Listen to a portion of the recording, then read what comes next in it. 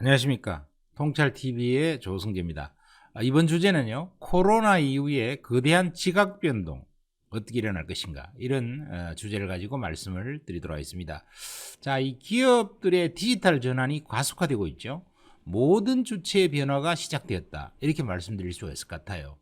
우선 소비자들의 변화가 굉장히 극심하죠. 이번에 코로나 사태 때문에 뭐 온라인 쇼핑을 한다든가, 또 온라인 교육 이런 것도 한다든가, 그 다음에 또 여러 가지 온라인으로 스포츠를 즐긴다든가 게임을 즐긴다든가, 이런 것들의 변화가 있고요. 기업들도 마찬가지입니다. 재택근무라든가 뭐 이런 것들이 이제 광범위하게 확산이 되고 있죠. 또 스마트 공장을 도입한다든가, 정부도 이제 변화가 시작되고 있습니다. 원격 의료도 부분적이지만은 시행을 하고 있고요. 여러 가지 주체의 변화가 시작이 되었어요. 자, 그리고 2020년 하반기부터는 경제 회복이 시작될 거라는 겁니다. 그래서 지금은 일시적으로 경제가 붕괴된 것은 어쩔 수가 없는 상황이 있는 것이죠. 이 경제 회복이 시작될 거라고 하는 것은 첫 번째가 보복 소비가 시작될 거다. 사람들이 얼마나 눌려 있습니까? 이런 상태에서 얼마라도 또 정부에서 돈을 조금 지불하고요.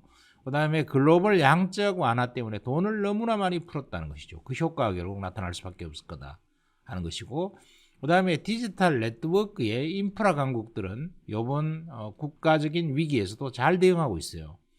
이 디지털 네트워크가 있느냐 없느냐, 지금 이 디지털 네트워크는 대만이라든가 홍콩이라든가 한국이라든가 싱가포르라든가 이런 나라들이 잘 구축되어 있고요. 중국도 구축이 잘 되어 있습니다. 그래서 이런 나라들이 빨리 디지털 전환을 가속화시키고 있죠. 그러다 보니까 위기에도 잘 대응하고 있고요. 확진자도 단기간에 가장 빨리 급감시키고 있습니다. 그래서 이 디지털 네트워크가 잘 되어 있나 안 되느냐, 굉장히 중요하다는 것이죠. 그 다음 또 하나는요, 온라인과 오프라인의 대세가 역전되었다는 것입니다. 그동안에는 뭐 사실 한국만 해도 오프라인이 대세였고요, 온라인이 일부 차지하는 정도였죠. 그런데 이게 온라인이 이제 주력이 되고 오프라인이 이제는 보조적인 수단에 불과하는 상황이 오고 될 것이라는 겁니다. 자, 우선 쿠팡과 아마존의 대세 역전을 보면 알 수 있다. 미국에서는 아마존이 월마트를 능가하는 굉장히 가파른 성장세가 이어지고 있다.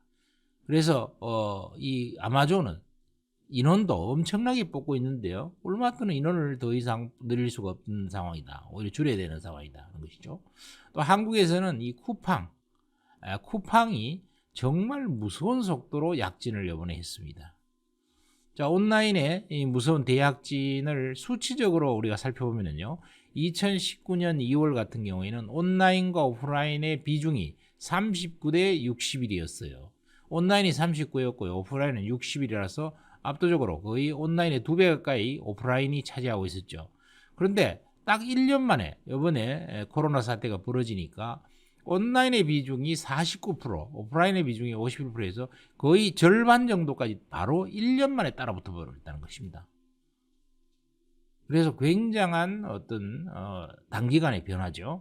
자, 온라인 유통 영역도 확대되고 있습니다. 옛날에는 책이라든가 패션 옷이라든가 뭐 전자제품 정도, 이 정도가 이제 온라인에서 유통이 됐어요. 그런데 이 식품이라든가 식품도 광범위하게 이번에 유통에서 온라인으로 바뀌고 있습니다. 그래서 뭐 마켓컬리라든가 쿠팡 같은 거, 쓱배송 이런 걸 통해서 식품도 이제 집에서 배달시켜 먹는 시대로 완전히 넘어가기 시작했다는 거죠. 그 다음에는 그 고가의 자동차조차도 이번에는 이제 온라인으로 유통되고 팔리기 시작했다는 것이죠. 굉장한 흐름이다, 이렇게 볼 수 있겠고요. 그 다음에 이 디지털 생활 방식도 전반적으로 변화하고 있습니다. 그래서 온라인 교육이 거의 보편화되고 있죠. 이제 뭐 어쩔 수 없이 초, 중, 고, 대까지 온라인으로 교육을 시키고 있고, 이것은 앞으로 온라인이 이번에 오프라인이 이제 등교가 시작되면 다 이제 오프라인으로 다 전환될 거냐? 그렇지 않을 것 같아요. 벌써 이미 학교도 그렇고 학부모도 그렇고 이제 온라인 교육이 앞으로 이 코로나 사태가 치유가 된다 하더라도요. 오프라인을 하지만 온라인도 보조 수단으로 계속 사용하면서 온라인으로 이 결국은 디지털 방식이 변화될 것 같다는 것입니다. 그 다음에 재택근무도 이제는 보편화된 사용 방식이 될 것 같다. 보편적인 기업의 근무 형태가 될 것 같다 하는 것입니다. 왜냐하면 기업들이 한번 재택근무를 시켜 봤더니요, 그냥 기업의 정상적인 경영 활동이 돌아가더라는 거예요. 꼭 회사에 출근 안 해도 되더라는 것입니다. 그러다 보니까 많은 기업에서 이 재택근무에 대한 인식관이 달라지기 시작했다. 이 사실 재택근무를 보편화시킬 수만 있다면요, 어마어마한 사무실 임대 비용이 감소되거든요. 기업으로서는 결국 비용의 감소 측면이 굉장히 강하게 나타날 수 있는 그런 근무 방식이라고 하는 겁니다. 그 다음에 이제 화상회의 같은 경우도 굉장히 이제 좋아져서 이제는 굳이 사람을 만나지 않고서도 얼마든지 화상회의라고 하는 이런 모바일 시스템 혹은 이런 소프트웨어를 통해서 우리가 원격에서 충분히 만나서 회의할 수 있다, 미팅할 수 있다는 겁니다. 그 다음에 온라인 쇼핑도 굉장히 대세적인 흐름이 되고 있습니다. 그동안의 쇼핑 문화는 우리가 직접 백화점이나 혹은 마트나 이런 데 가서 물건을 구입하고 어떻게 했어야 되는데 이제 온라인으로 다 할 수 있다. 그럼 너무 편리하고 비용도 싸고 그 다음에 제품 가격도 인하시켜주고 또 빠른 시간 내에 효율적으로 많은 것을 볼 수 있고 이렇다고 하는 거죠. 그 다음에 이제 온라인 스포츠와 게임도 그동안에는 그냥 실제로 운동장에 가서 꼭 봐야 되냐 이랬을 때 이제는 온라인으로 스포츠를 보고 게임을 즐기고 이러는 것이 보편적 생활 양식으로 되고 있다는 것이고, 이번에 한국의 프로 야구라든가 프로 축구 같은 경우도 세계에서 제일 빨리 이걸 갖다가 온라인으로 전 세계에다가 인터넷상으로 공개를 하니까 전 세계적인 그런 미디어 매체들이 와서 그것을 갖다가 이제 녹화를 해서 전 세계에다 보여주기 시작했다.